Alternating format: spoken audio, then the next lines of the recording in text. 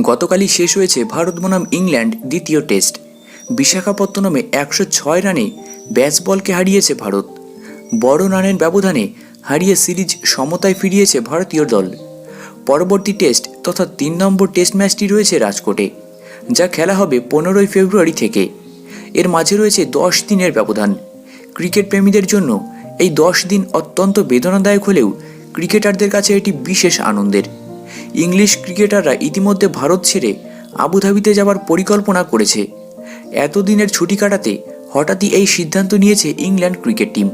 অন্যদিকে দ্বিতীয় টেস্ট ম্যাচটি নির্ধারিত সময়ের একদিন আগে শেষ হওয়ায় হাতে আরও কিছুটা বাড়তি সময় পেয়েছেন ইংলিশ প্লেয়াররা। ভারতের বিরুদ্ধে টেস্টের সিরিজ শুরু হওয়ার আগে আবুধাবিতে দীর্ঘদিন ধরে ক্যাম্পে প্রস্তুতি নিচ্ছিলেন বেন স্টোকসরা। তারপর সেখান থেকে ভারতে আসেন সিরিজটি খেলার উদ্দেশ্যে। এখন আবার সেখানেই ফিরে যাচ্ছেন তারা। ফাঁকা সময়টাকে কাজে লাগিয়ে সাময়িক বিরতি নিয়েছে ইংল্যান্ড টিম। এই খবরটি নিশ্চিত করেছে পিটিআই। তবে কবে তারা ফিরবেন সেই বিষয়ে কিছু জানা যায়নি।